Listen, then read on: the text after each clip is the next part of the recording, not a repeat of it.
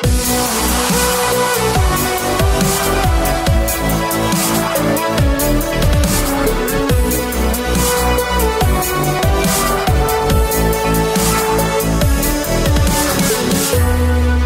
up and welcome to another Mograph Mocast. I'm Dave. And I'm Matt, and joining us today is the super talented Mr. Mitch Myers. What's going on?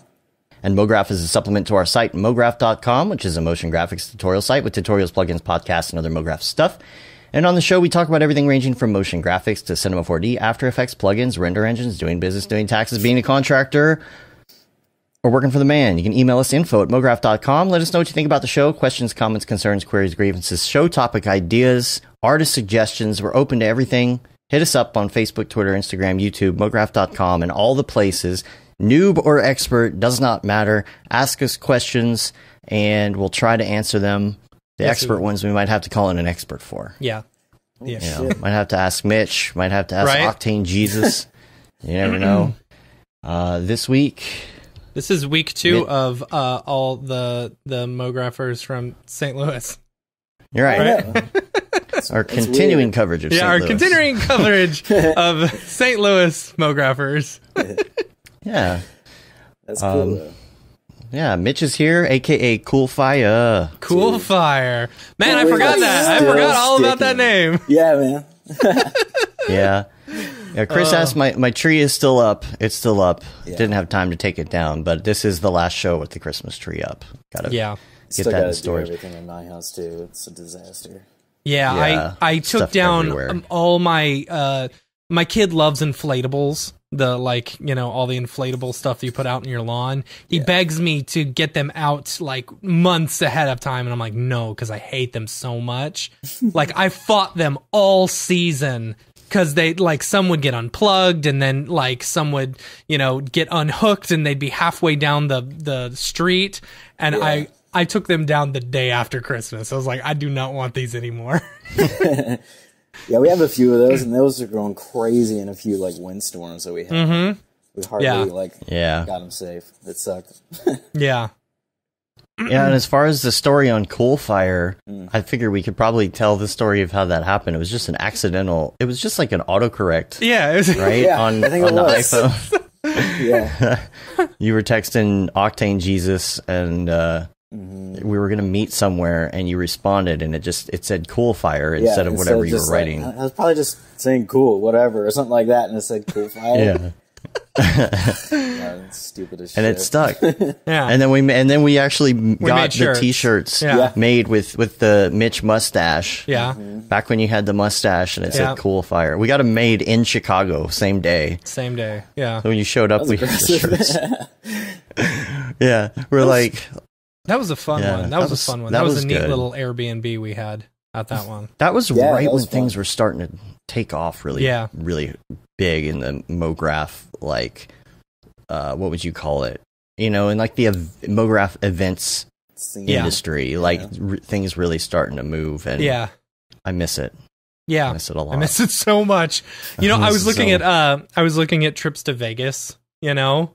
Like, you know, because I got this sweet stimulus money now, you know, so I'm looking at trips that I can afford with the $600 that I got from the government. But Vegas right now, dude, you can go stay at the Wynn for like, with flight and hotel, you can stay at the Wynn for like $300. It's like nothing. That's tight. But you gotta wear a mask everywhere you go, you know. Yeah. Which is fine, I guess. Yeah. Well, yeah, I know. Yeah. Right? Yeah. We'll be doing that again soon enough. Yep. Those were the good times. The last time I think we saw you, Mitch, was at Half Res, at the last Half Res. Yeah. Last one? Chat. Yeah. Got to I mean, it should have been 2 ago, but, you know. Yeah. Right. Yeah. Also, in the week wrap-up stuff here, speaking of Octane Jesus, congrats, David Arya, for, you know, lights, camera, lasagna you starting did it. today. So you did We're proud of you. That's a lot of work. Yeah, and what's great is like what is great about it is, you know, they started a Slack channel for it in our Slack, you know, and there's like 20 of us or so in there. And like, they're all the ones who are taking it are like, you know, they've been in the industry for a while, you know, but it's like, it's so cool to see that there are so many established professionals also wanting to take this course, you know. It just goes to show the quality of Aryev's work.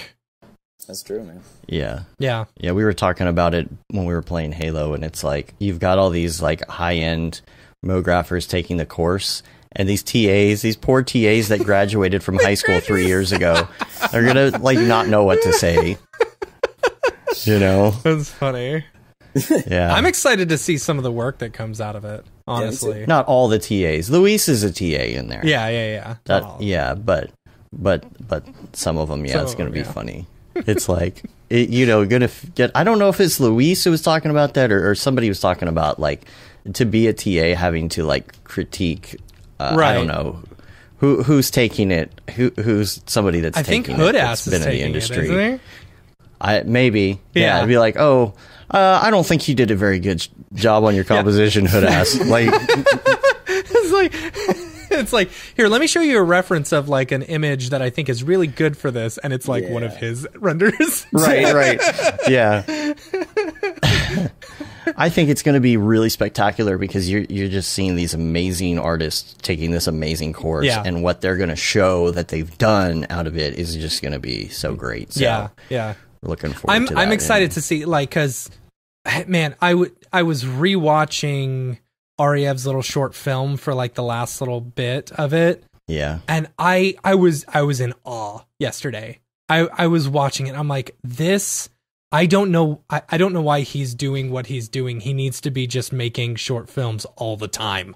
Because he's so good. So good. Level I feel privileged to be his friend. Crazy. Yeah. I feel privileged to have slept in a tent in his upstairs. That's funny. Yeah, so when you're done with taking that course, you can check out one of our courses. Yeah. Stop Being Afraid of Houdini, or you can check out the AR Crash course, or like David said he's going to do when he's done doing his course, the first thing he's going to do is check out Creating the Unreal so he can learn a little bit more about Unreal Engine. So yeah, I'm excited about the Houdini Mark's been going through the entire course. For those who don't know, and updating it for he's starting now to update it for 18.5. Yeah, which is awesome. So those completely revamping some of these chapters. He sent me an entire spreadsheet list of what he's doing, and I got my work cut out for me. Yeah, I got a lot of work to do to get that up there. But the cool thing too is that Windbush is doing the same thing. He's doing updates for 4.26 right now. He's currently recording, so these courses stay updated as they go. You get lifetime access. When things update, they update in there. You can go back and you did the Houdini course already? All right, now you can go do it again. Right. You've already got it. You go back through it and learn 18.5. It's just ever evolving course. So check that out. And that's coming soon. And hopefully Mark will start on an additional course after that. We'll see. That's what we're trying to get that going. But he might need a little break after this update. And then the last thing on the list is we've updated the website finally a little bit. It's majorly updated, but it only looks slightly different. Yeah, it doesn't look like we've done much, but it was a huge update for Dave. Yeah, not for me. I spent the last 4 days doing the server exchange and the getting everything moving, the DNS stuff. So some of you might have had some weirdness with DNS. Bringing up weird errors and things the last couple days, but hopefully everybody's DNS is cleared and you can see it now. Everything's organized a little bit better. It's a lot snappier. Mainly for us, it was about redoing the whole back end. Yeah. So that the upgrades that we have planned for later this year will actually work well. This is going to be so good. Yeah. Some of it's already built. Some of it's being built right now. And this update for us, this is where we've put our money from these courses, is into this and into upcoming updates for the community. Yep. And so we feel like it was definitely worth it. It was a lot of money, but it's going to work so well moving forward. So. So check that out there. We got some videos and things coming out. I'm still working slowly on my course, and got a little video that I'm putting together on keyframes, on what is a keyframe, that maybe some of you will be able to share with your friends who are thinking about getting into the industry. It's not like anything new. It's not anything that nobody doesn't know, I'm sure, who listens to the show. Yeah. You know what a keyframe is, but it's a way of explaining, I think, I would hope that friends. You would know what a keyframe is. I would hope you would, I do everything procedurally. Yeah. Everything it's all simulations, all dynamics, that's it. Yeah. Everything in After Effects is expression. So hopefully I'll get that out this week or next. I'm slowly editing it. It's kind of a big undertaking. It ended up being 7 minutes long. Wow. And I was like, oh man, that's a lot of editing and graphics, because it's one of those YouTube-y videos, and there's a lot of After Effects involved in that stuff. Green screening. Real quick though, wanted to go to Ravcock. What's your flavor? And wanted to, first of all, talk about Bitcoin and Ethereum, because y'all have, listening, probably all have cards capable of Bitcoin mining, and it's never been easier.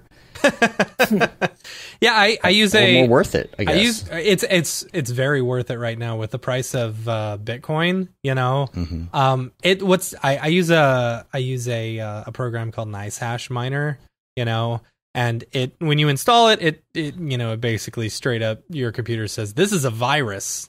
I'm not going to download this or install it, but then you have to probably is. It may be, who knows, but I've got real money going into my my Coinbase account, so I'm good there.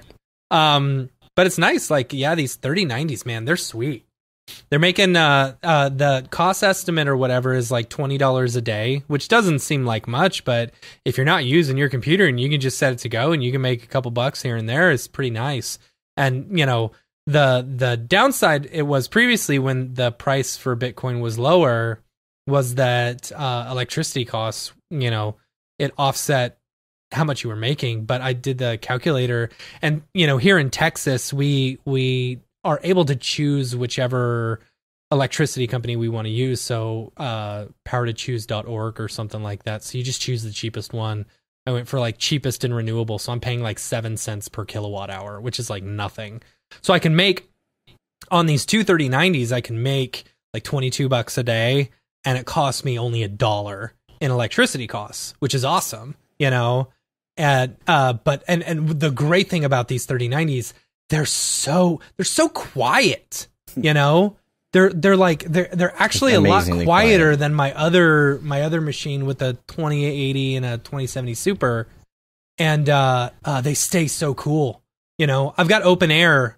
I don't do any liquid cooling or anything. I've got open air, and there's a half a slot gap or 1 slot gap in between the two, but they haven't gotten above 62 degrees the entire time, which is awesome, for air cooling, But the other ones I had to actually start. My other computer I had to limit because it was getting up to 86, and I was like, oh no, that's too high. So I brought it down to Bitcoin 79. Went from 20 to 30,000 in a week. Yeah, I think it's Ethereum is skyrocketing. Over Ethereum just hit over 1,000, which is pretty nice. Yeah, EJ was complaining the other day because when he put 3 pieces of his art up for crypto sale or whatever, and he got paid in Ethereum. It was oh man, the next day he lost money from what he originally sold it. And so I was texting him, I was like, hey, you didn't cash out, did you? He's like, nah, I'm up a lot. It's okay, that's good. That's sweet. So Mitch, are you doing crypto art? I feel like you would be all over crypto art. I feel like you would. I don't know. I don't know shit about it really. I don't know how any of that mining stuff works. I have no clue. But crypto art, you only have to set up an account and show what you've done before, and I feel put it out there. Yeah, dude. I feel that is right up your alley. Yeah, that could be cool. Yeah, it's something to think about. I'm talking to, I think EJ and David the other day. I'm surprised Mitch isn't all over this because you've got a portfolio to show. I don't have any art to show. I've got client work for days and nothing I could even show for a portfolio and be I don't think I could sell one of my explainer videos as crypto art. Or one of my preparation H commercials. Yeah. Just sell it as like avant-garde art, and just, right, it'll work. Yeah, yeah. The diagrams of the anus like you know, yeah, yeah. Somebody will buy it. They buy anything. Right. There's some art that is actually on these crypto art channels now that is just, it's called trash art. Yeah, and it's garbage. It's purposely bad. Yeah. Yeah. But I feel like you could, you know, you've got such a great portfolio and you've got so many pieces out there. Like somebody would definitely pick you up if you try to go out there. And we'll talk about it more later, but like you going into like just kind of doing your own thing, what you want to do, I feel like you could really make some cool stuff to put out there. Yeah, man. It could be cool. Like this year I've been basically unwilling to make any moves. Yeah. It's been a weird year. I haven't really done much. And it's this next year I'll probably just focus on a lot of other things besides art and creating things and seeing like if I can get my like medical condition stuff in a different situation, because it's at a point to where like I can't focus enough on client work, and every day is so different, so I can't really like really book things out with any sort of certainty. So it's gotten to the point to where I can't really even take clients on and really say that I'm going to be able to get it done by the deadline and all that stuff, just because of my issues that I'm dealing with. So I'm almost like forced to just like chill. Yeah. Yeah. Well, you've got chronic pain. For those who don't know, you've got kind of like chronic pain issues. Yeah. It's still undiagnosed, which is like, it's a real like shit show with doctors right now, because it's always an issue between what type of insurance you have and stuff, which is always weird because, you know, we're self-employed and all that jazz. And, you know, like, there's so many different types of specialists, and when it comes to like chronic pain, it could be like a billion different things. Right. And so it's just been like a crazy long process. But yeah, it sucks. Yeah, because that makes it difficult for you to schedule ahead of time for any, you know, like you said, for any clients to have like a specific deadline. And I imagine that applies across the board to, and I will probably relate this a lot to all sorts of other reasons why it's hard, especially 2020 last year. To get anything done. It's like, you know, if you are dealing with chronic pain, if you're dealing with things like depression, for example, and I know a lot of people... Burnout's a big one. Burnout, depression, anxiety, issues at home. A lot of people dealing with issues at home that they don't talk about, and all that stuff can make it so hard to be creative. Let alone get something done for a client or be creative for a client and get something done at a deadline. For you, I noticed, you know, you posted a couple things on Facebook the last few weeks, and one of them was just you're kind of burnt out on some of this, and you're having concentration problems and things. So, what would you say you'd like to do when you can? Like, what would be your ideal situation if you're dealing with what you're dealing with right now? Are you looking to just kind of do things that are creative, just for art's sake rather than client stuff? Yeah, like right now, I basically, so this has been like the issue for ever since this pain thing got to a point where it's debilitating, which has been probably like the past 3 years, I would say, has gotten to a weird point where I've been in like wheelchairs and crap like that. And so I haven't really been able to even focus on what I see my future as anymore, you know? Yeah. Because since no one has been able to tell me what this is yet, I don't know if, like down the line, if I should plan on not being able to move very well, or if I should plan on just being like a normal dude again. Like not having that goal out in the future to look to and like create kind of like this drive to get there, like I feel really lost. Yeah, I get that. And it's just like I'm failing, I guess, in like the client side because of the issues that I'm trying to like battle with and stuff like that. And so it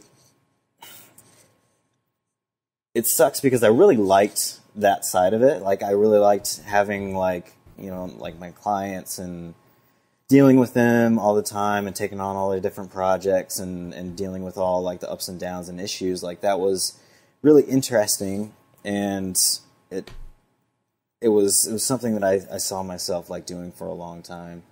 Mm-hmm. So with this like randomness, it's kind of like, what do I even do now? Do I keep working towards this even though it may not be viable in the future, I guess? Mm-hmm. Or should I focus on just being like a stay-at-home dad, maybe? Because that's maybe like what I'll only be able to do almost. Yeah.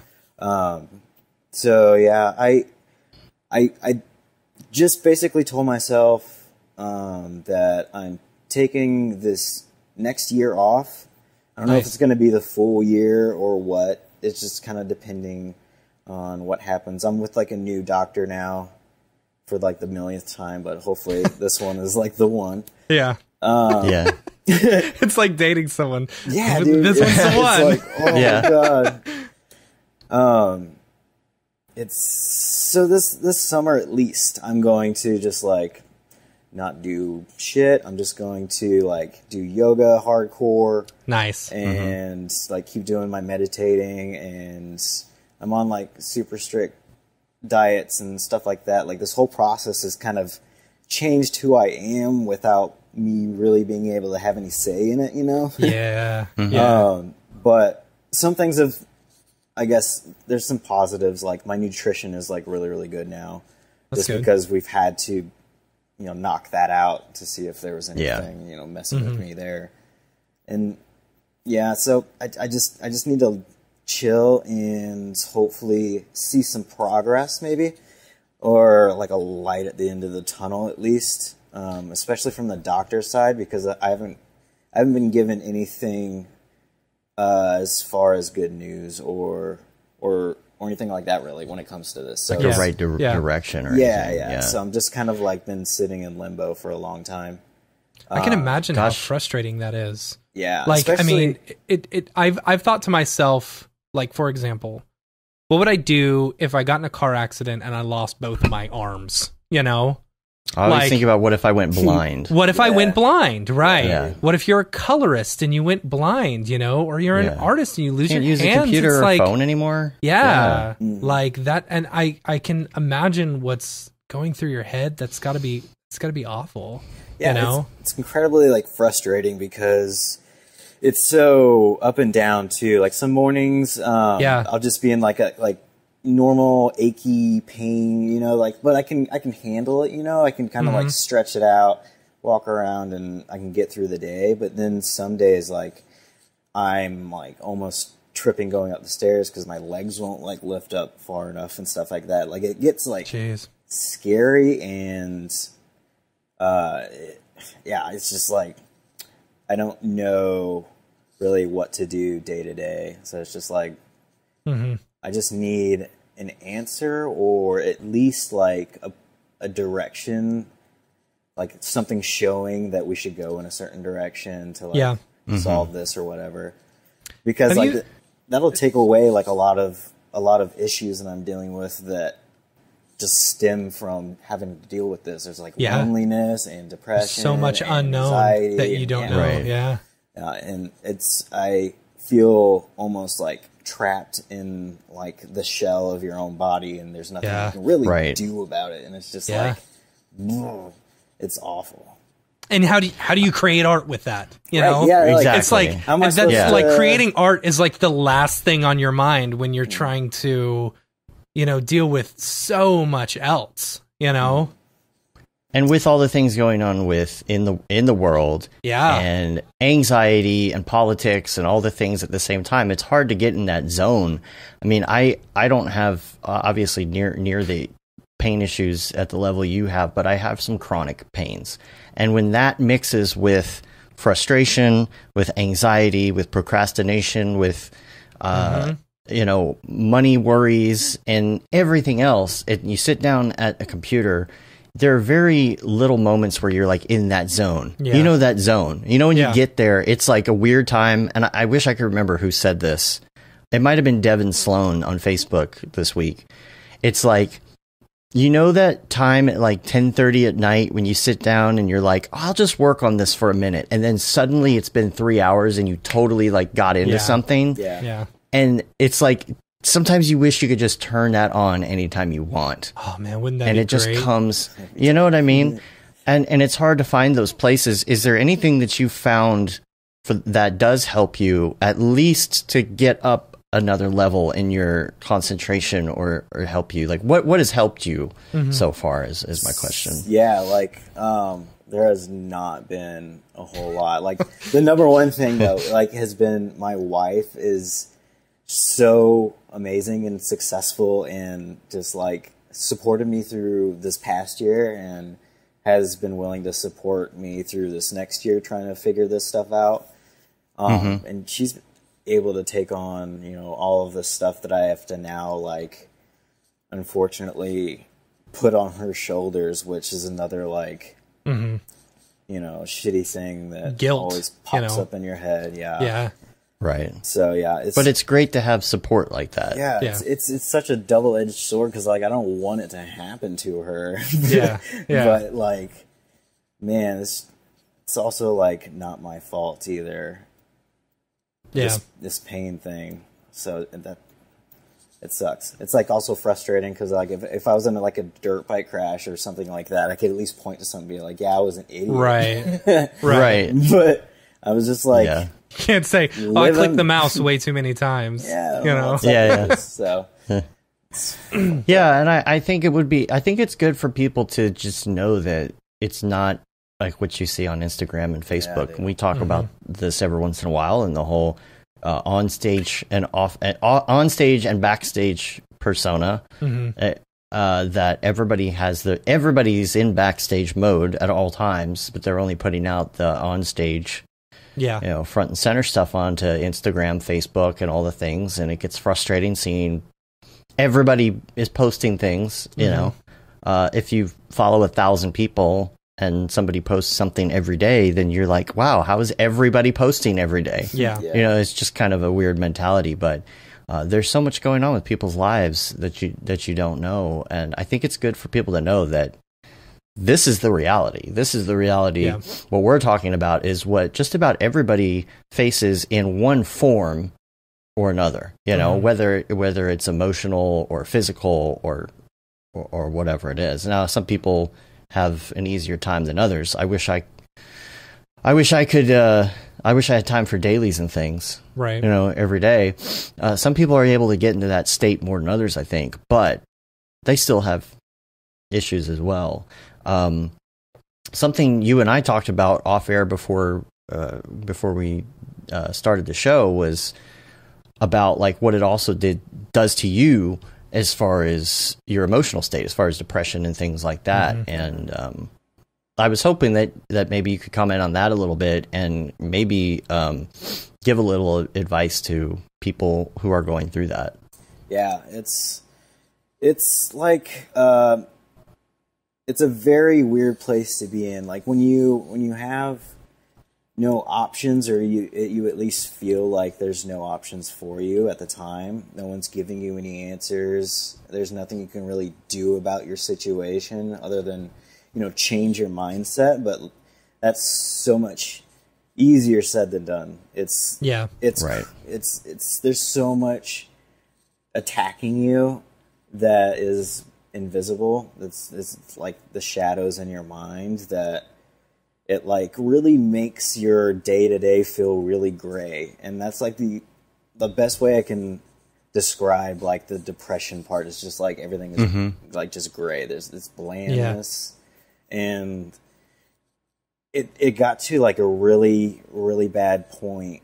The beginning of this last year, so my stepfather ended up passing. Sorry about that. It was also like a shitty situation because he's been dealing with that since he was like 26, I think. Mm-hmm. He's gone through a bunch of different kidneys and dialysis and all that stuff. And so I ended up moving him and my mother into my house now because they were having like financial troubles and stuff like that. Yeah. Because, you know, all the dialysis stuff and stuff gets crazy expensive. Yeah, seriously. Yeah. But it was like almost everything is kind of like a double-edged sword because I got to see him wither away in some way, but I was also with him, which is a good thing. Yeah. But it was really a weird process to see him go through his last surgery. And I think he should have stayed in his, you know, in his room for longer and healed up, but, you know, like hospital beds need to be filled and stuff like that. So he came home to heal, and that didn't end up working out. And he basically, you know, just got really skinny and stuff like that. And we had hospice in the house. And like the day he died, like I carried him into his bed and stuff like that. It was like the heaviest day ever. Yeah. And so like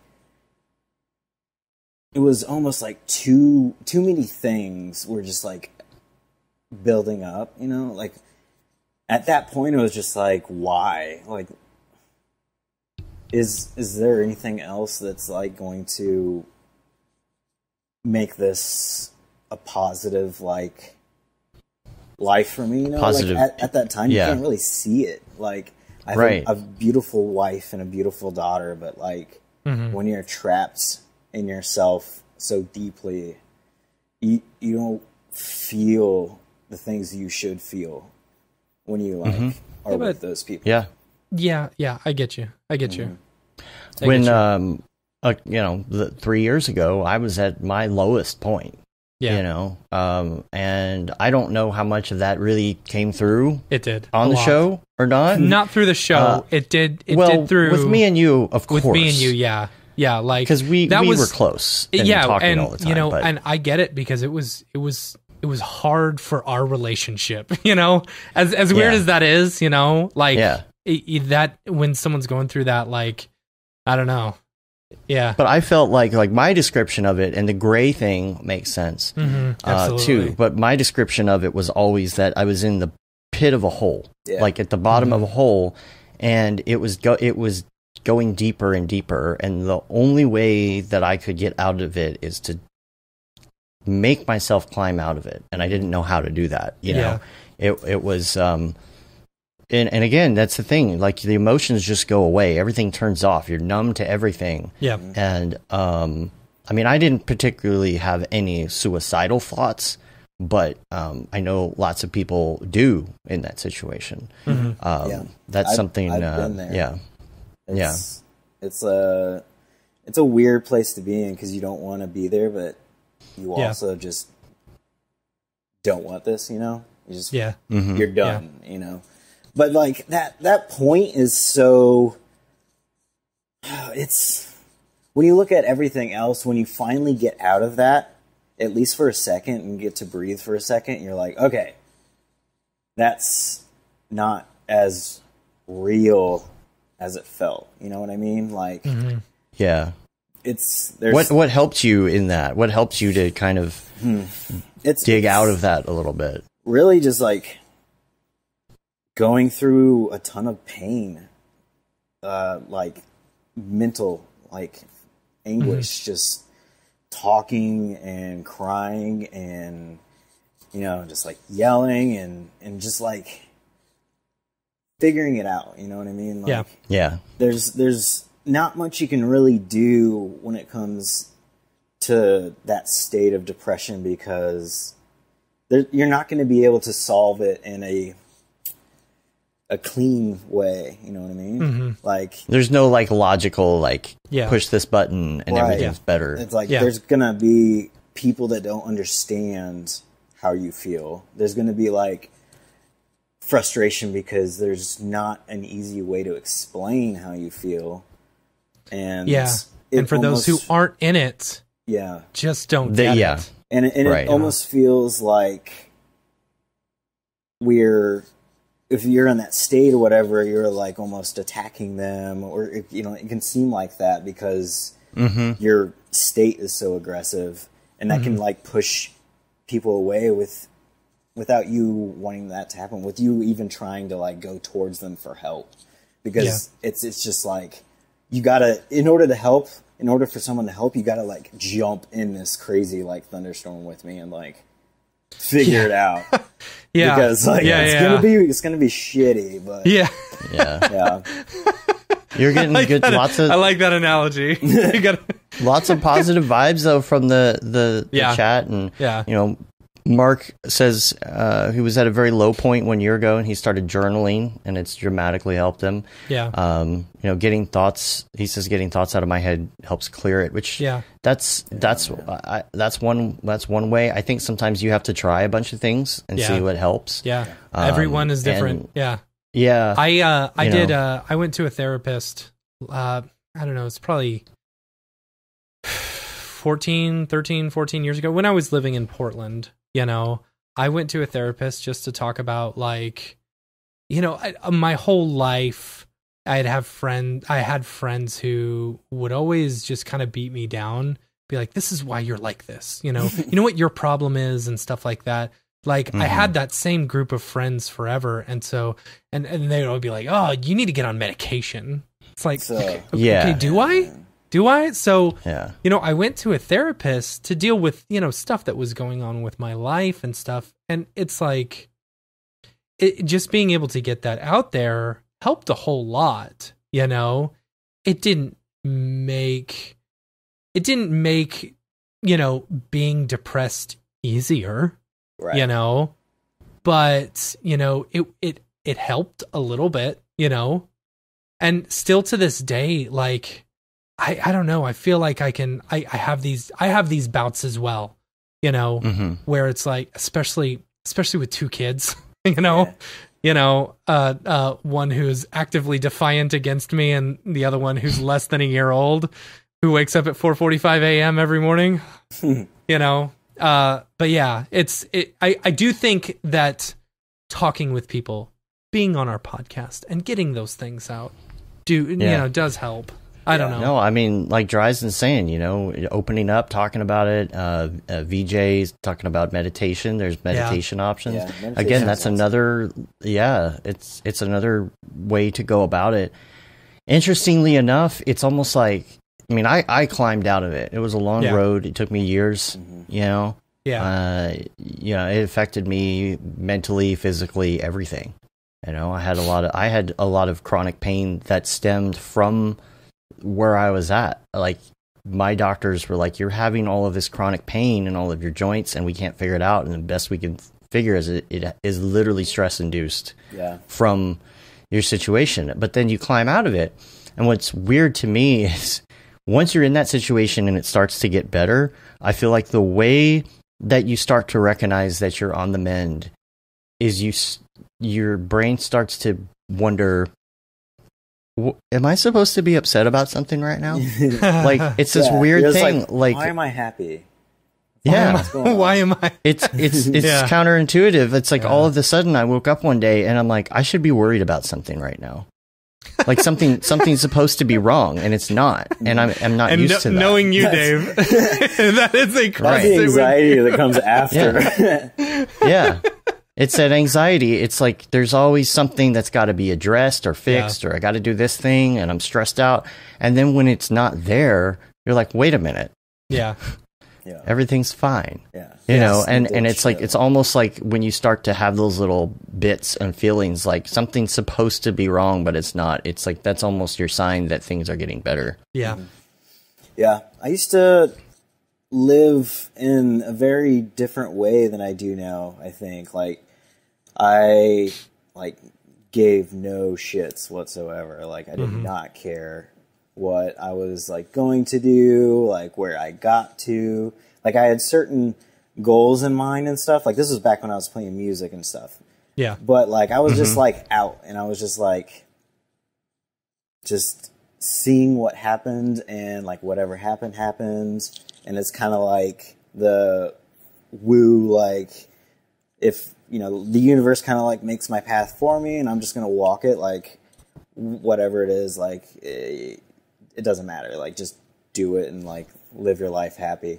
And I've been trying to get back to that point for so long that, like, it feels, like, super abstract to me at this point, to where, like, it's almost like a parallel universe instead of something, like, behind me, to where, like, I can't really, like, jump across. So I'm trying to figure out what was so different back then in my mindset and what I was doing to now. I mean, obviously a big one is the pain. Yeah. But there's like a different person there. And right now I feel at least there's like either a change in my personality because of going through this physical pain and stuff like that, or there's just like a built up like second voice that has just come just because of having to maybe deal with this type of stuff as maybe like a therapeutic thing. But it's almost negative in a way, to where it's unhelpful. But it almost seems like it's like you're kind of protecting yourself in a way too. If you're trying to like hide yourself away, like don't talk to anybody because they're going to bring up something that's just going to upset you, or you know, don't go on the internet. Like don't do anything. You're going to get FOMO about something, or you're going to you're going to see people's art that they're posting every day on Instagram and be frustrated, you know. And it's just going to make it worse. But then you're like, well, what do I do? Like, how am I going to live if I'm not just going to like go out and do things? I need to like actually, you know, like you said, crawl out of this pit. But like, there's like a lot of rain that like falls down that pit and makes it like really slippery. Yeah. Time it sucks. The parallel universes thing, it's really funny you said that, because I thought about that all the time when I was going through it. I was like, I feel like I'm at a crossroads in a parallel universe, and I'm going to go one direction or another. Yeah. I think I mentioned that to Matt when we were at Half Res. We were walking somewhere, and I was like, I'm at this crossroads, and it's. I wonder where like, Evil Dave is now. Yeah. Where did Evil Dave go?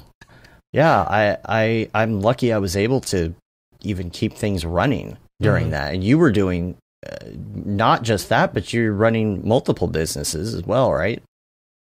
Yeah, I mean, like I do my best to help my wife out with her business and what she's doing. But everything I've basically throughout this pain, like building up throughout time, I've had to like take away things that I've wanted to do, like the From Below like clothing thing that I wanted to do and started, but I didn't have enough energy. I don't really I get maybe like 40 hours of sleep a week, maybe. It's just like, or not 40, what am I even saying? Like, I was about to say, that's pretty good. Yeah, I know. But like, yeah, little cat naps. I'm hardly getting any sleep. Just because of the pain that's kind of like that, and that alone can be just debilitating. You know, I can't even think, especially on creativity. Yeah. It's Do you? No, go ahead. I'll rephrase it's just it makes it to where you can't even really make decisions clearly. You don't really know what your day is going to be. You can't plan it out. Like, it's very limited as far as like how far your thinking process can go out. And even memory. My memory has just plummeted. Like, I'm like a freaking goldfish right now. Like, I am pretty bad. I can't remember shit. Well, and I imagine if you take medication for everything too, that doesn't help with that. Yeah, I'm sure there's some like things. I've tried to stay away from, you know, like the bad, you know, painkiller type shit. Oh yeah, like the opiates and stuff. So I just smoke as much as I can, and I mean, yeah, it's like the only thing that really allows me to at least function. It can take away some of the pain, but mostly it's just like allowing me to not care as much. Yeah. Right. Yeah, and I imagine that doing the other business too was not easy in 2020 with lockdowns and things like that, right? It was very weird because we have a split salon. We have it with rental stylists and commission stylists, where the rental stylists are actually like renting the booth in the salon, and the commission actually works as employees for us. So it's like a double management thing on what the rental people were allowed to do, since we're more property management in that area, and what the commission people were allowed to do during that whole like Corona fiasco on, you know. Yeah, I was gonna say we're not allowed to do. Matt, I know. I was just about to text you. You're like Christmas tree lighting. Just turn your camera off and on. Freaking Skype compression, man. You know.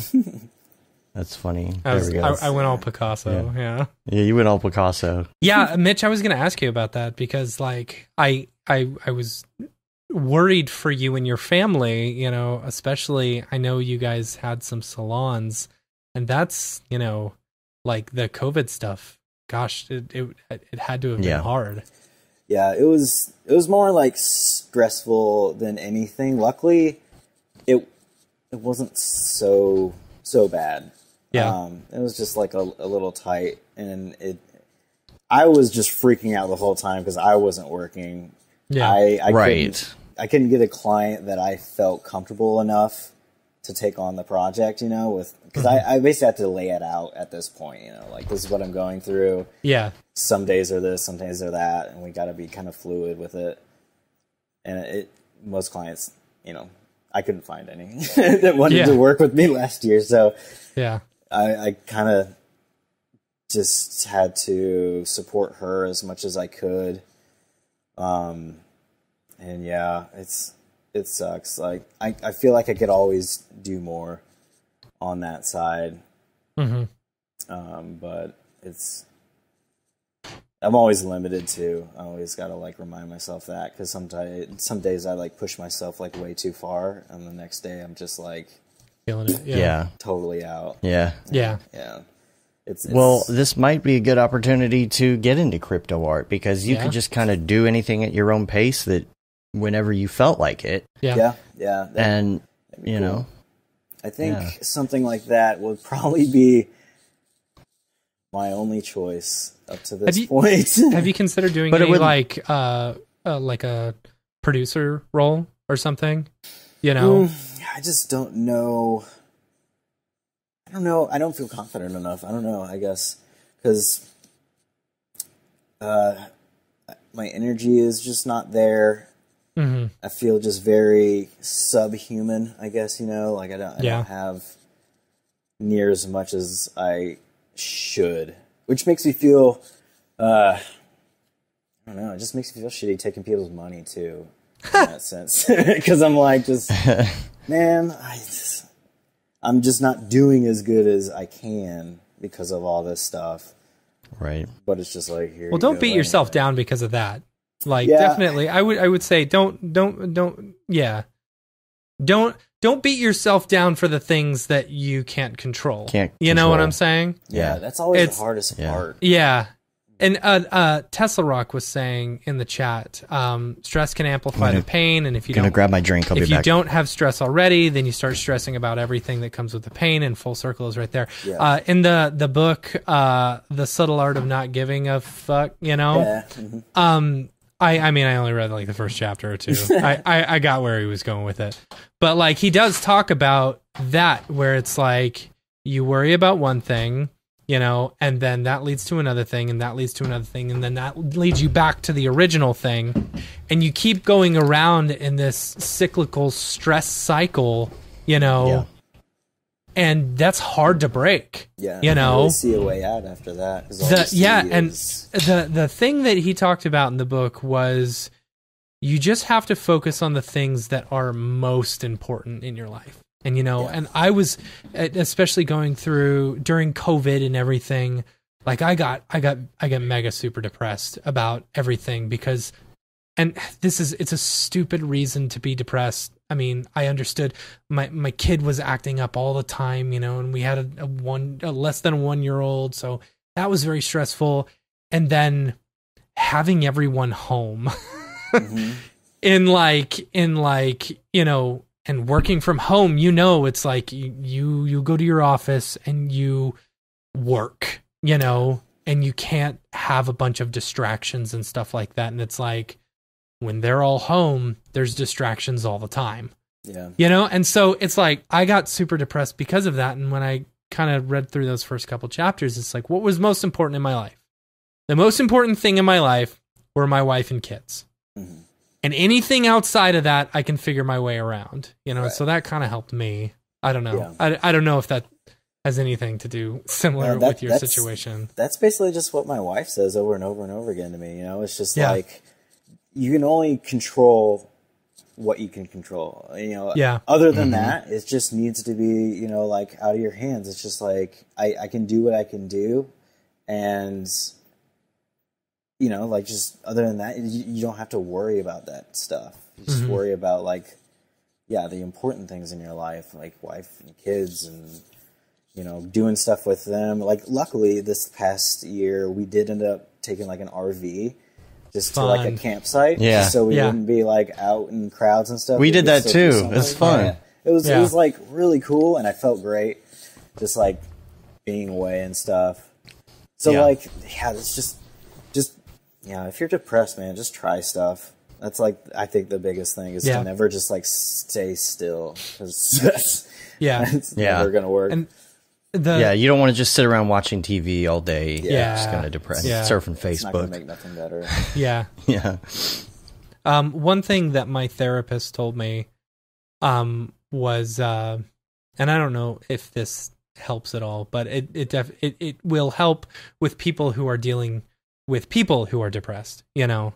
It's like, as much as you want to help the person, my therapist once said, there's nothing you can do or say in order to change someone else's mind. They have to want to do it on their own, you know? So like I'm sure you've gotten this before, the really shitty response of, well, just stop being depressed, you know? Like that's the worst. Or just like, I don't understand, because you like what, like the big thing about my wife, at least what she was getting was, you know, like, what is it about, you know, us or what your life is that is so bad, you know, like, and that like was just like soul crushing to me, because it's not like, I have an amazingly blessed life. Yeah. So like, why, you know, why do I feel that way? Yeah. And it was something that, it actually like goes along with that, because I was trying to explain to her that when I was especially going through this deep pit moment, I didn't need anybody to try to talk me through it or like tell me about good things in life, or that other people have it worse. Like that's not that doesn't help. Yeah. What I need at that time is just someone to be in that like space of pain with me, you know? Yeah. Just like, just sit there and just like, just let it kind of like be in the moment, and then it can kind of just like open from there. But like, I feel that everyone says like, you know, talk it out and stuff like that, but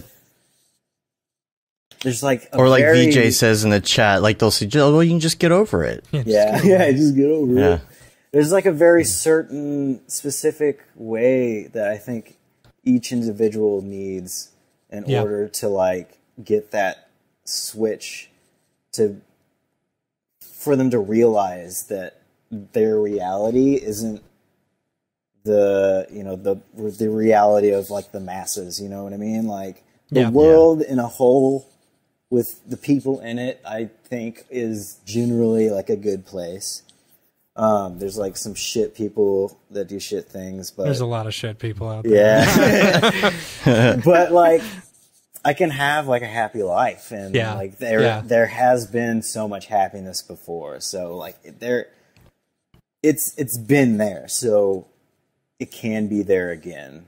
Yeah. And so you just got to keep reminding yourself that it's just like, it's not going to be like this forever, and things change so dramatically. Time. Yeah. Time is a healer. Definitely. Yeah. There was a point, and going back to that whole, you know, what should I be worried about or whatever? Like there was a point last week where was sitting at the dinner table and in my new house with my girlfriend and my daughters at the table, and we're having dinner together, and I was just like, man, I'm really happy right now. It's just this weird thing. It's like, wow, like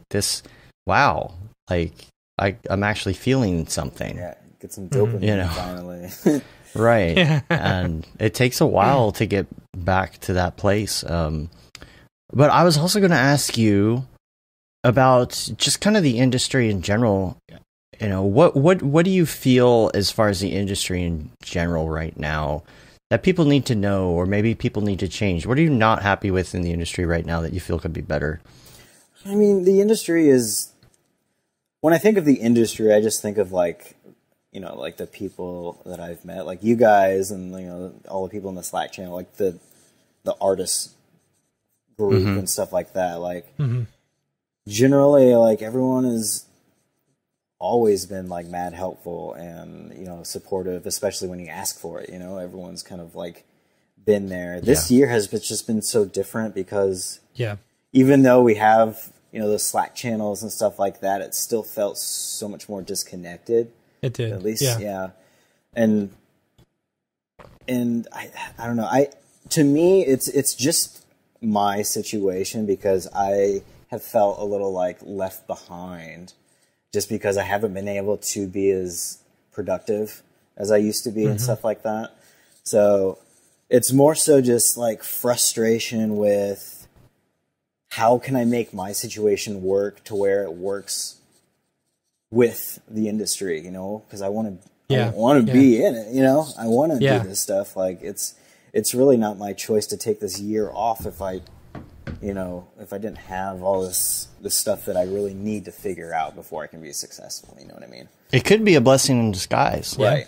You know, that's always the hope. Maybe I really need to like chill. Maybe something will pop up to be like, yeah, that's perfect, or something going. You know, who knows? Help you be creative or come up with ideas, or even discover something that you.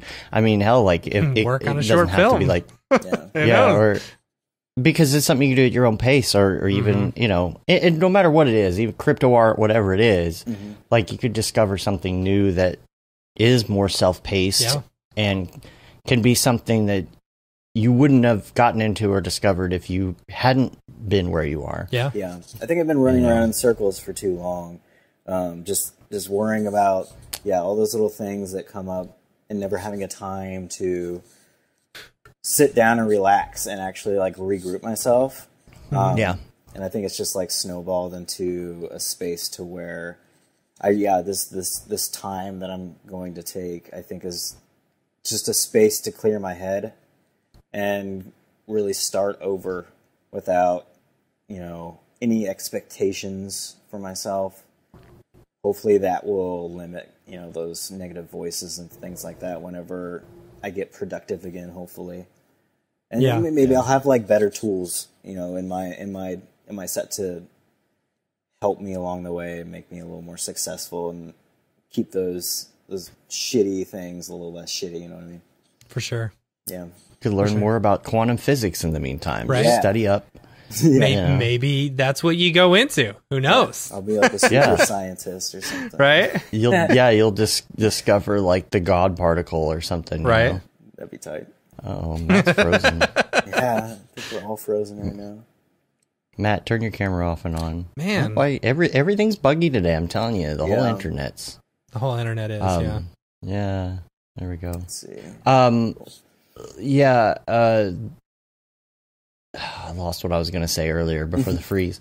But you could discover something you never knew, and I know hindsight's 20/20 and whatnot. Yeah. But you'll look back and be like, "Oh, well that path makes sense." Yeah. Yeah. So, I think just giving myself some freedom, and I'm so lucky that I actually get to make that choice, I guess, you know. I'm really lucky that I'm not stuck at a job where I'm forced to just be in pain all day and you know, do that. Yeah, so, for like, sure. Yeah, if you had to commute every day on top of all of that and work for the man, Oh, I know what I was going to say. We have these, Julie and I have these do nothing days where we decide, and we have to schedule them out because it's really hard to do. It's really hard to find a day where you're going to literally do nothing. Yeah.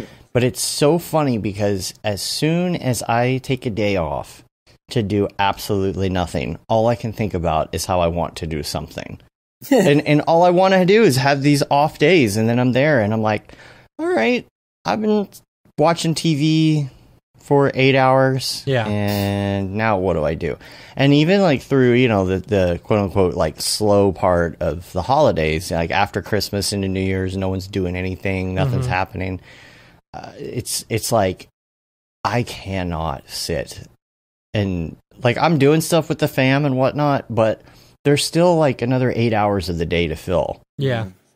Where everybody's just kind of chilling and doing whatever. And I cannot sit on my butt and watch movies. Like I'm just going to go to my office and do something constructive. Yeah. I've had a hard time lately at night trying to find something to watch.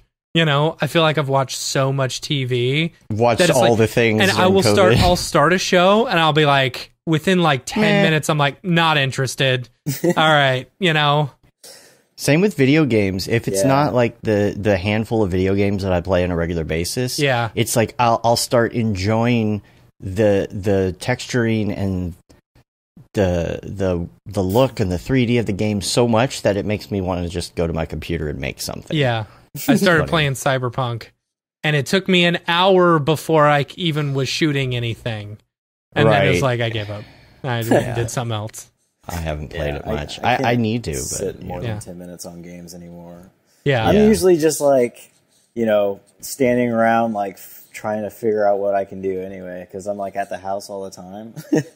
And so I'm just like, okay, what is there to do? Sometimes when I'm like working, especially when I'm in my office, I feel like I'm like ignoring my family, which like makes me feel like shit too. I got you. I get you there. I get you there. Yeah.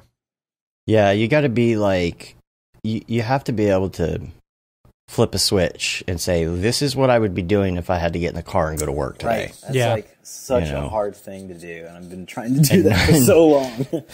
And take comfort in the fact that you can stop if you need to and go downstairs, take a break, you know, take a 15 or whatever, say hi to everybody. That's stuff you couldn't do if you worked at a 9 to 5. It's the best thing or about eat lunch being together. A freelancer or an independent contractor. You know, or take the afternoon off and then come back at night and work when everyone goes to sleep. You know, you have that flexibility. But yeah, so I was also going to ask you earlier last year. I think it's all a blur now. You posted some ginormous freaking computer that you got. And I want to know more I'm curious about that too. Yeah, so that was a fiasco with Origin because I was building the computer with them, and long story short, they put a motherboard in there that wasn't compatible with the graphics cards that I wanted, even though they were telling me over and over again that I was wrong and they were compatible. So that was like a thing where I had to like send it back and forth, and I ended up just getting pissed off and getting my money back and building it myself with one of my friends named DJ. He's in a awesome band around here, and he's like just like a whiz at building computers, so I got lucky in that sense. So we just ordered, I got 3 Titan RTX Golds. Nice. And I got a Threadripper and a ton of RAM. It's just like a big ass like server rack. And I got like a bunch of like fans and stuff. Like it's like an ice box. It's sweet. That's cool. Yeah. So when you are creating stuff, what have you been messing with lately? Like what's your fun like toy?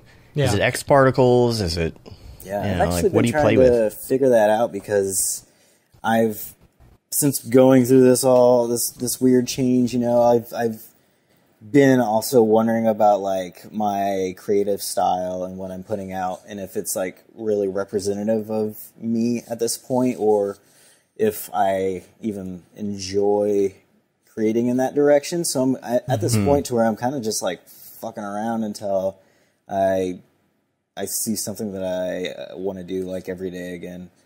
And like simulations, doing like a bunch of soft body stuff has been fun. You know, everyone likes like all those little like goopy blobs and shit. Yeah. Those are always fun. But yeah, I'm playing around at this point because that's what I did in the beginning. I just like got on my computer and I just like whatever, just messed around with stuff. Didn't care if I made anything. It was more of like an exploratory education type thing, and that always served me really well. Like a Chris Schmidt type thing. Chris just gets in and just plays. Yeah. You know, that's what I used to do, and I think that's something that I need to get back doing because I think it'll give me more. What's that? Like some more motivation or something. Yeah, motivation, and even just like perception for like what you actually want to create. You know what I mean? Yeah. Because that's that whole thing that we've been mentioning on the show from time to time too, is that whole backwards concept of that you're going to get inspired and that's going to motivate you to take action when really you need to take action, and that's going to motivate the inspiration. Yeah. So like you may not get inspired sitting on the couch, but if you actually just sit down and you start playing with something, then that might inspire you to do something. Okay, I like where this is going. I'll actually do a render, you know? Yeah. I've found out every trick that I know from doing that. Like, I've never figured out something that surprised me from, like, grinding a client project out. Right. Yeah. I'm trying to, like, shit. But like, client projects, you're just like, I'm going to do it and do what I can to get it out the door. I'm not going to go down an 8-hour rabbit hole of experimentation. I've done a few 8-hour rabbit holes in experimentation. Me too. That's every day. Yeah. But yeah, like, I think that's just what I need to do too. Just, mess around. Yeah. See what I can do. Yeah. And you've got your new pack update, right? Yeah, I told everyone that I was going to like release it. And it's been like 2 years, so I was like, I need to finish that. So this past year, since like the client work was kind of like dim, I just tried to grind that out. But it was cool. It was really fun. Like I figured out a lot of new things too that I didn't know when I was first building that V2 previously. But I also wanted to put out some more like free stuff for that, like some exoplanet packs and like asteroids and pulsars and weird spaceship probably will be fun. Cool. What are the big updates?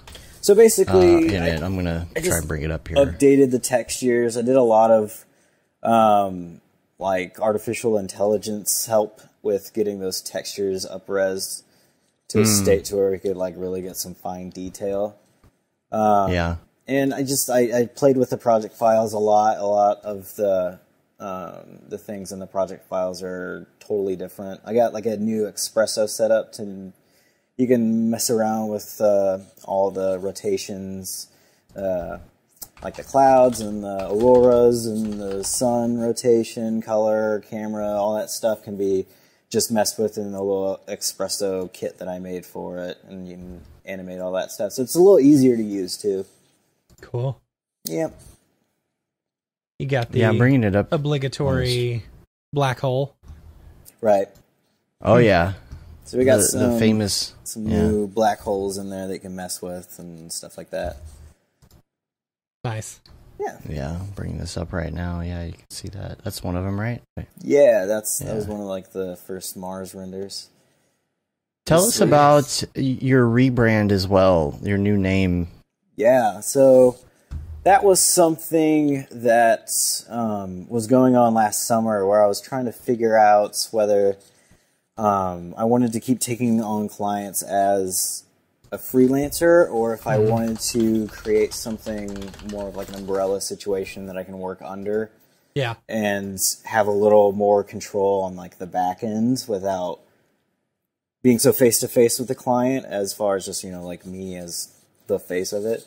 So I was trying to create like an agency that I could potentially build into something that I could take on larger projects and work with friends with it and hopefully not have to use, my personal branding. Yeah. Yeah, that makes sense. But that was really just me trying to figure out last year on what's going to make me the most money. I thought that I could make this little change and I could get some clients in that were more standalone clients than agency clients. Mm-hmm. Yeah. But that didn't happen, I tried to put it together and it just didn't really work out whenever it got pushed out. But like the branding is dope as shit, and I like the website and like all the stuff that I did for it was fun, which is I love branding stuff. It's just like always a fun thing to do. But and of course, like I can't even get things. Gosh, there's so many gremlins today. What is the deal? Yeah, I can't get Vimeo to load now. Did Kim Kardashian break the internet again? I guess so. Yeah, man.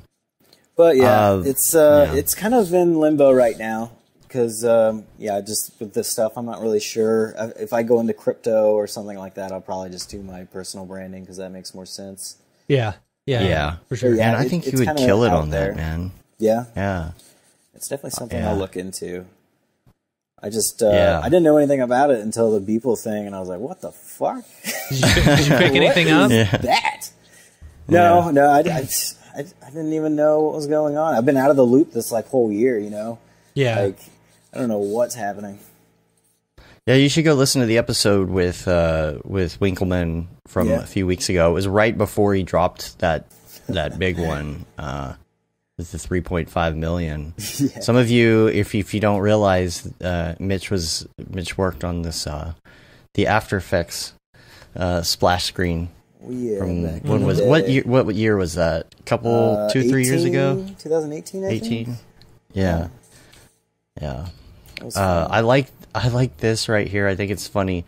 Your tab. Did you notice the tab change when it says Mitch Myers? If you go to another tab, it says, "Hey, come back and book me." In the tab that's funny. at the top. That's a great idea. I like that. Yeah. Cool. Mm-hmm. Yeah. So, anything in particular that you're thinking about doing moving forward now, or is it just kind of just see where it goes? Is that pretty much the plan? Yeah, I think I'm just going to. Just back away from like the client stuff for a second, and just do what I want. Really, just get on the computer. Cool. From certain days and learn stuff and see what I can make, and maybe something will come along to where like it's just like another kind of spark of passion that I can ride on, and then create a path from there. And that's what I'm hoping, and then hopefully get this pain thing done, and maybe I can be like productive and feel more like a actual human, and that'd be awesome. You'll get it. You'll get there. I know it. I noticed you're wearing the Super Nintendo shirt, and I'm wearing the Nintendo shirt. Dude, amazing. We just need Matt, do you have an N64 shirt you can go put on real quick? No, I'm wearing my Corona render shirt. Yeah, so we aren't going to do Mograph Recommends with you because I think you were the first person we did Mograph Recommends with a while back. Yeah, do you now we do have to ask one question though, Dave. Yeah. We do have to ask one question. Yeah, about do the life hack. Do you have a new life hack? Yeah. Because we always use yours as an example. As the example every week we talk about turning the toaster on its side for some bomb-ass grilled cheese. So yeah. And I did it once and I sent you a photo. Let's see. Yeah. Let's see, man. Oh. I'll let you think about it. And we'll do some links. Yeah, let's do some links. Yeah, let me think about it. Cool. I know there's something that's going to pop up, though. I've been, like, walking around my house with nothing to do for too long. I'm sure I figured out something. I'll be right back. I got to let my dog in. Yeah, Kenza wants to know if there's anything that we can do as a community to help in any way. Is there anything we can do to help you? Or, I mean, I think just voicing just your openness to be there for people, I mean, is always helpful, you know, because I think a lot of people who are suffering from depression don't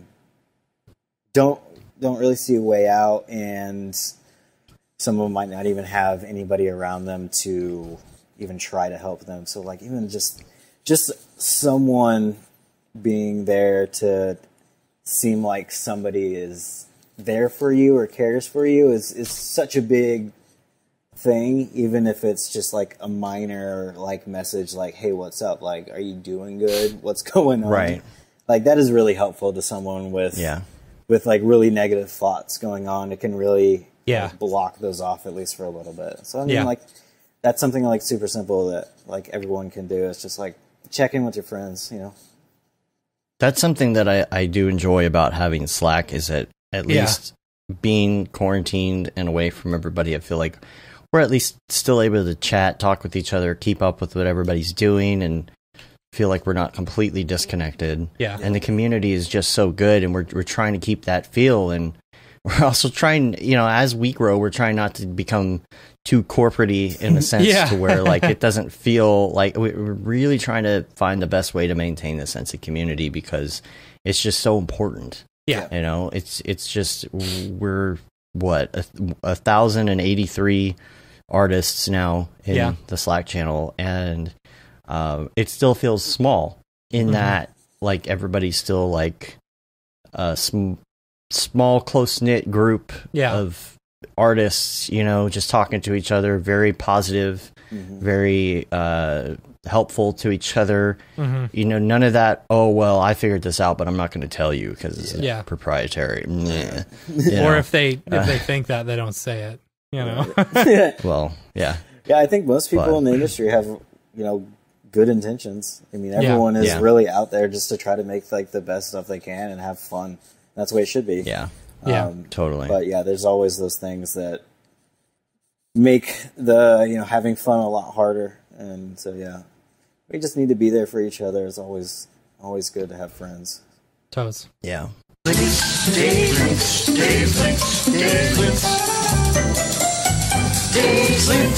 So I'll go through the links here real quick. Keep thinking about that life hack.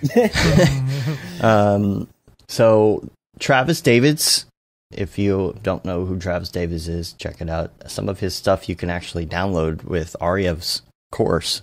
He put out a tutorial on how he created a fire and smoke animation using Embergen, Cinema 4D, and Octane. So Embergen, see, that's one of those things. Like Embergen, I'll probably play with it more once it's like native to Cinema 4D and all of that.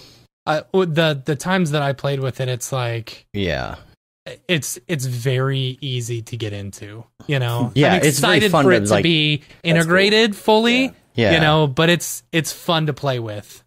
That's one of those things where it's like you don't have to set out with doing anything in particular. You just open this program and play with real time. How cool is it to make it like explosions? Like that's exactly. Awesome. And you add the real time to it, and it's just like, man, once this is in Cinema 4D fully, and you could just like, and you can open that up with Brigade and see like real time rendered.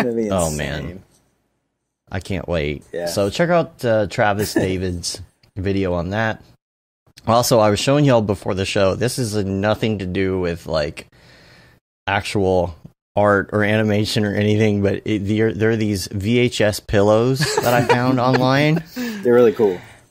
Yeah, and you could just like they're throw pillows, and they have all these different kinds. It's like some of them look like the actual VHS cassette, but then some of them look like the case for them, and it's just like such nostalgia looking at these because they made them look like the actual brands. Yeah, that's like so I forget funny. what brand this was with like the little colored sphere on it, but I know I can't.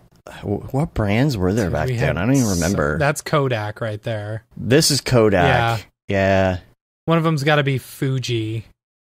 Something like that. This one with the dot on it. I remember these were expensive. Yeah. And then you had the ones that were like the T160s, the ones that were like, you know, you had the high grade VHS, like it was, you know, like right here, HQ, high quality rated. It's so funny.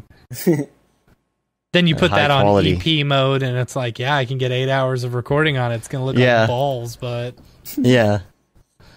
It was great. But, yeah, check that out. Then also from VJ School, Audio Reactive Loop in Unreal and Touch Designer. I thought this is interesting. There's no Cinema 4D or anything, you know, it's all rendered real-time, rendered in Unreal real-time. And mixing with Touch Designer is such a great process. You know, there's just so much potential what you could do with Unreal and Touch Designer together using like OSC and things. So it's like this. It's a loop. It's kind of one of those like loop tunnels that you go through. You know, that you see people do on Instagram or whatever. You know, it's just like a VJ loop, but it's reactive to audio in real time, and so I think VJ in the chat will probably be interested in this. Chris H said Scotch tape. That was the Sphere one. Oh yes, Scotch. Yeah, that's funny. Hi, my name is Sashia Dumont. I'm a writer, actor, and filmmaker. Hi, my name is Paul Robinson. I'm a director, DP, and filmmaker. We are the creators and hosts of the Go Gorilla Filmcast, an online source for all things indie film. We are a husband and wife film team and co-owners of Send 3 Productions, and we started this podcast for filmmakers like ourselves who were producing on micro budgets with skeleton crews. Go Gorilla is a weekly podcast that features various talents in TV, film, and web series productions. We've interviewed filmmaker powerhouses like Kestrin Pantera, Richard Raymond, Alex Ferrari, Cassandra Ebner, and Ryan Connolly. Amazing actors like Hannah Ward, Lou Taylor Pucci, Chris Wataski, and Eileen Gruba.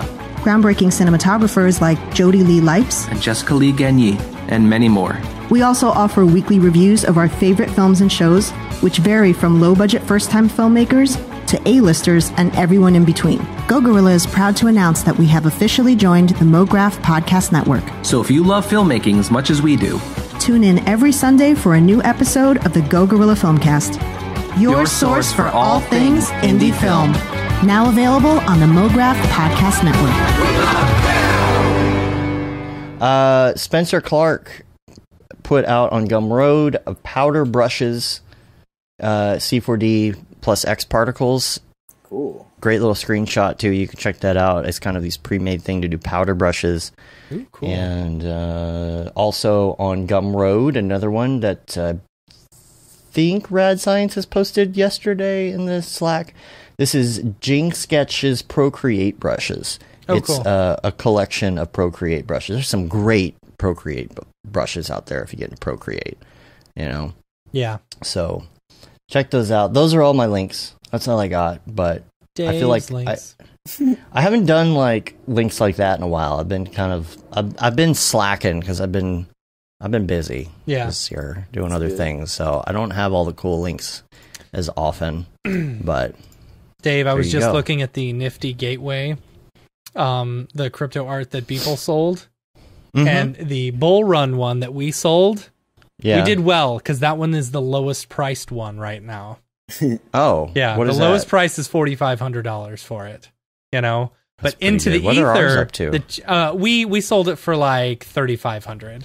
You know, what are ours up to? The ones that we own. So the into the ether, that one's $6,900. Really? Yeah, and Wow. then infected is 5,200. And what is the highest selling price for Into the Ether right now? Yeah. Let's go highest price. That is Because which Into number the do I have? Ether number 62 is $1,048,576, which I don't know why. No, that's for sale for. That's not sold for. Oh, okay. Let's see. When you look at the main info page, it will show like what's the highest sale. Yeah. That it's let me had. look. Okay, so the secondary market average amount is 299,000. That's the average sale. That's the average sale is 299,000. Says, but someone must have Something skewed that. skewed that bad. I'm sure. And what number was that? I don't know. Because I have number 8. I know you do. I'm jealous of that. The number 4 sold for 114,000.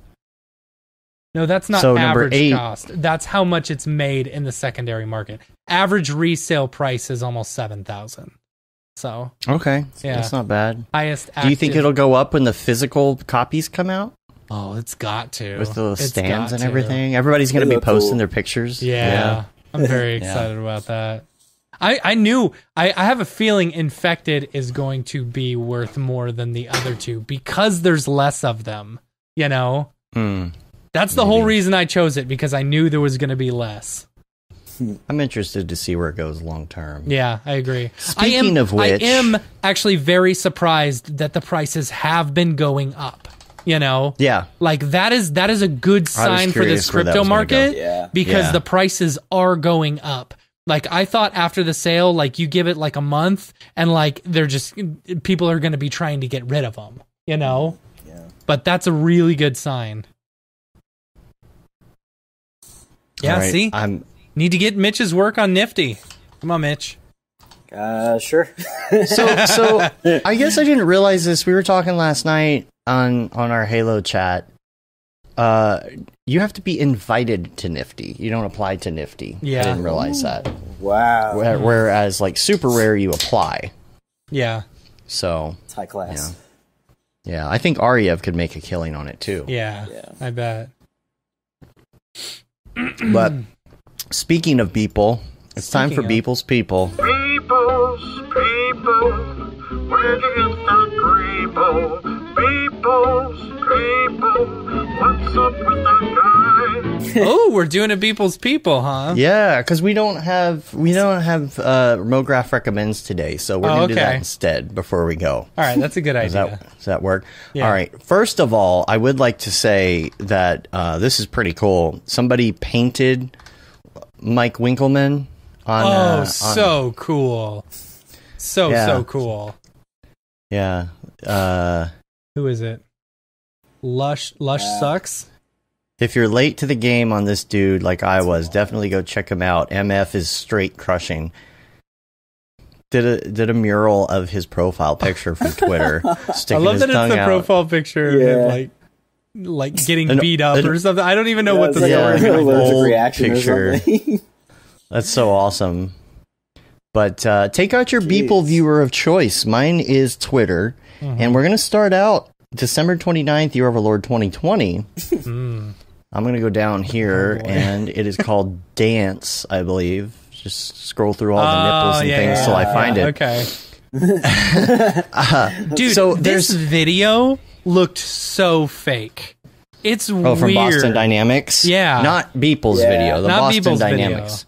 Video. No. So Boston Dynamics released a new video of their like biped robots dancing and stuff, right? Yeah. And that was weird. It does. It looks so fake. It's weird, like when they jump. Like it feels like the gravity is wrong. You know? It's because a jump for them is them bringing up their knees and putting them back down. If they're not like pushing up and jumping, it is more as they're like making their knees go up and down, like they're doing a knee slap exercise. It's like the strangest thing I've ever seen. I had to like watch it over and over because my mind was like, I felt like I wasn't processing it correctly. Right. But I love that Winkleman took those and like made a daily out of it. Yeah, awesome. it is funny. A stripper pole Boston Dynamics. This is so great.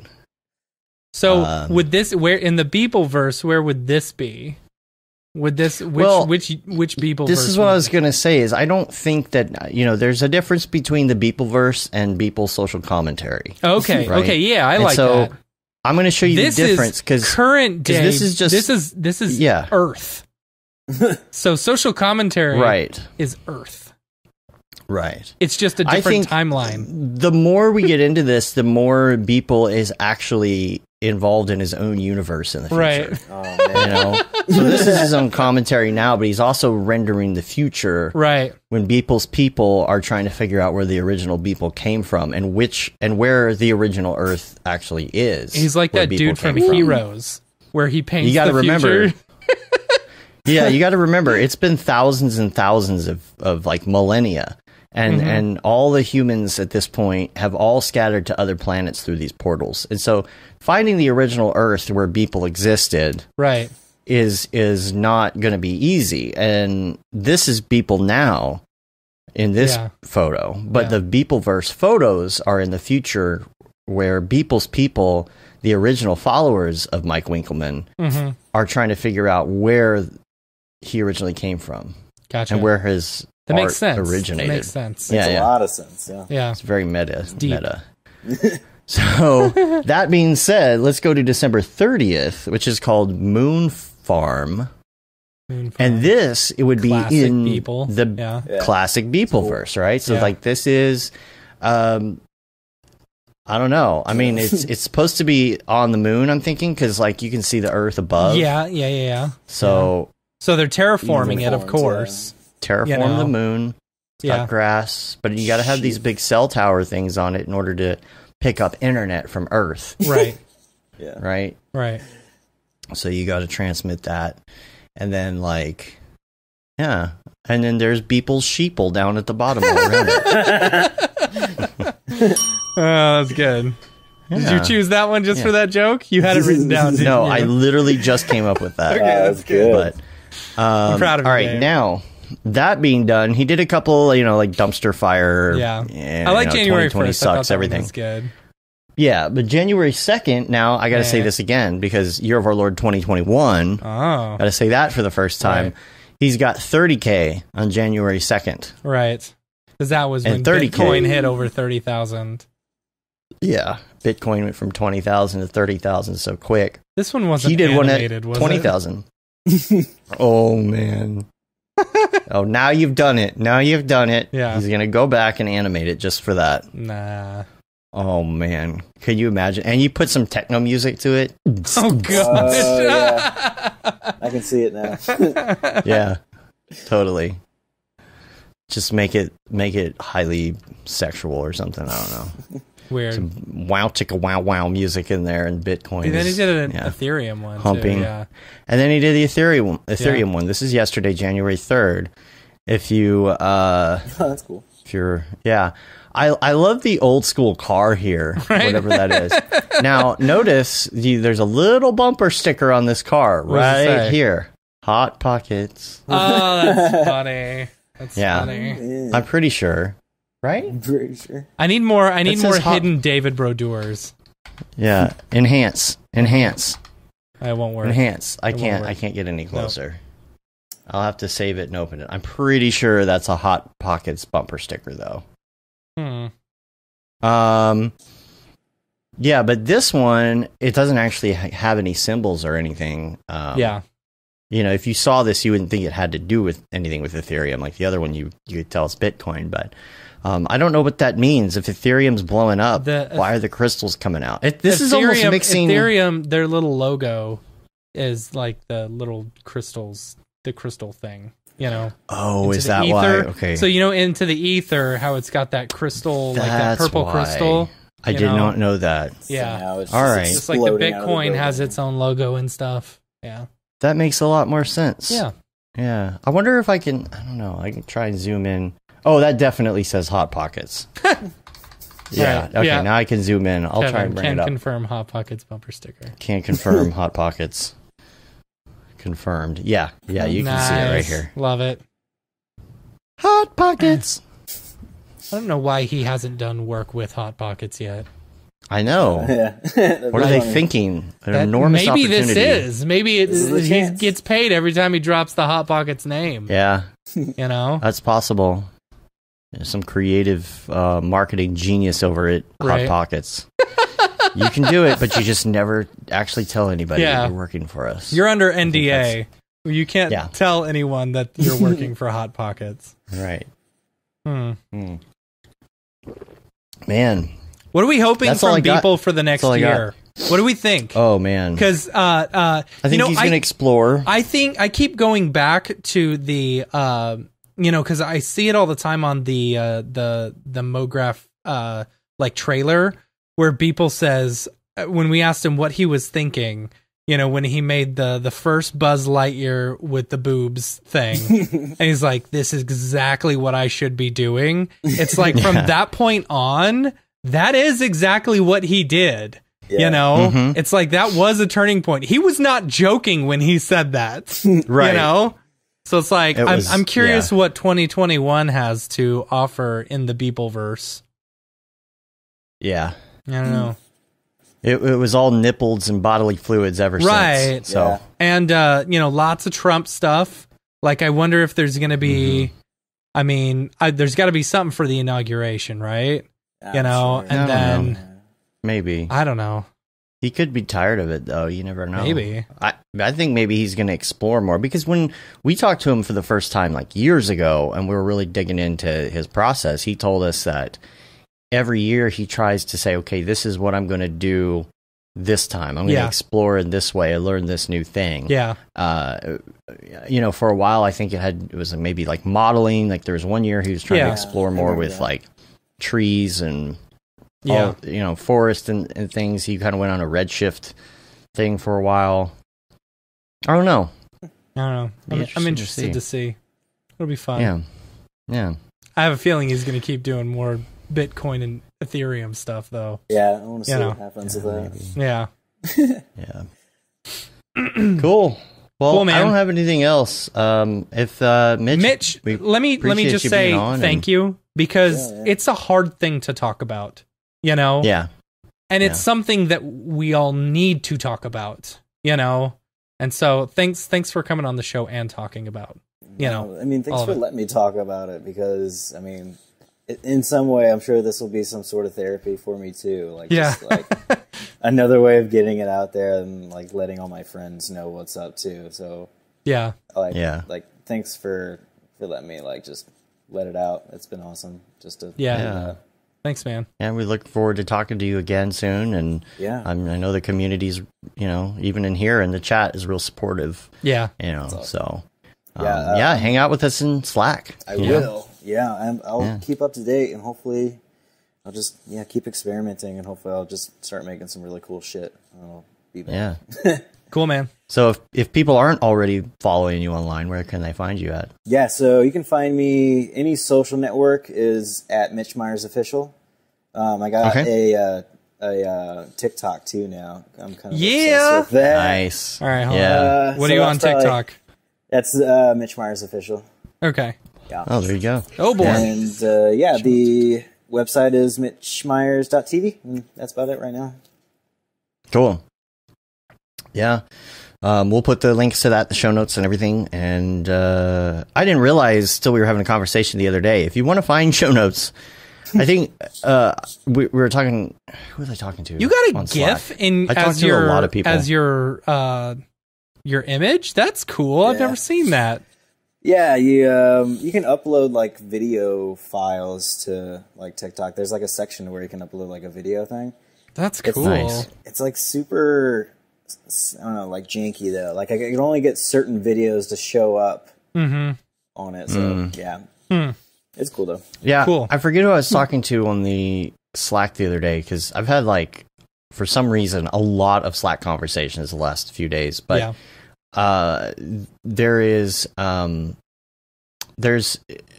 easy way to get to show notes, but it's easy to get to, but it's hard to find it in the UI. If you're on iTunes, you see the podcast full screen and you see all the info, and it doesn't give you any indication that you can scroll down a little bit. But if you scroll down just slightly, you'll see the thing to click on notes for that podcast. Because I know, gosh, I'll have to look it up. Whoever I was talking to was saying, though, they've got to go to our old website where the podcast is still hosted to find the notes. I'm like, no, you can find it in there. And any podcatcher app, like I use Instacast, so you can just go down and you can see show notes. They'll have all the links to all the things within your podcast app. Yeah. So it's kind of like saved in there so you can get to them. And also on YouTube, the links are in the description on all the YouTube videos.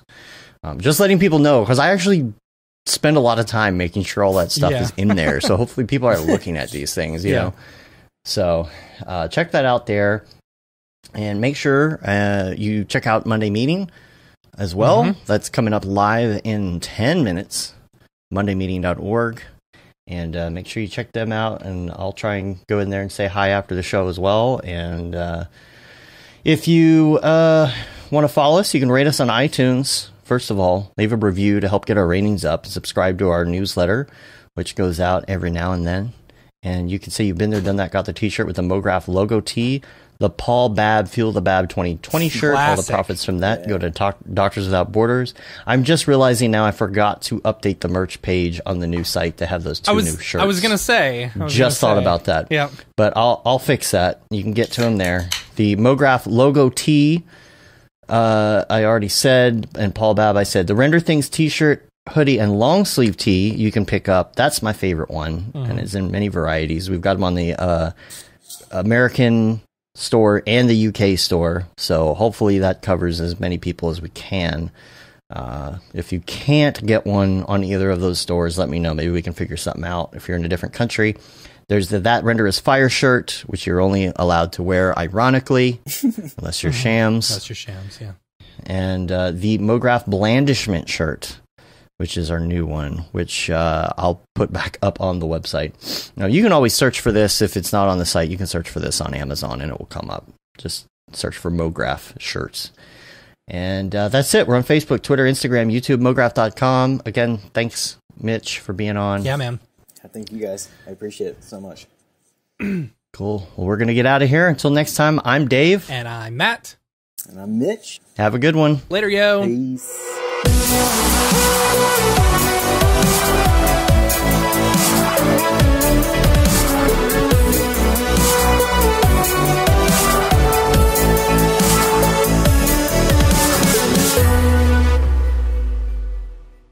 It's pretty good, I guess.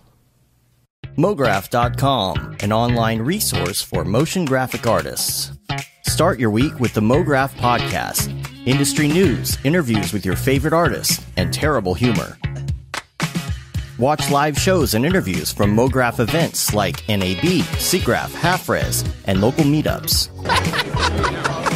Our Mograph Talks feature live demos and motivation from artists all around the world. Sometimes you gotta make stuff that you're not gonna put on your reel, and I'm not here to judge. What if Rick and Morty show up for the countdown at midnight? That's where I peaked in life, in my career. We gotta stop this thing, Rick! It's gonna kill us all! Hear from the people that create your software, design your render engines, and artists that are changing the face of modern motion graphics. You get that render done. Yeah, you better frame what? Mograph tutorials and online classes will teach you about Cinema 4D, After Effects, as well as other popular software and render engines. Throw in the HDR Studio, take the render settings, pick the HDR, put in a reflection, and gorgeous. Branch into new software. Learn time-saving tips, techniques, workflows, and lessons that'll keep you up to date in the world of motion design. Oh, brother, those are some of my favorite elves. I love projects that scare me. When our art director comes to us and asks for something that I had never done before, man, it gets me pumped. Join the conversation in our live sessions. Check out our plugins or join the hundreds of daily active users in our Slack channel for technical help, advice, contests, or just to joke around. Real nice banana. Yeah, that's so funny. All right. I'm going to live forever. Subscribe today and get the latest updates on our YouTube and other social media channels. Take all your dreams and just do it! We don't care how you get here, folks. Just get here. Subscribe to Mograph.com.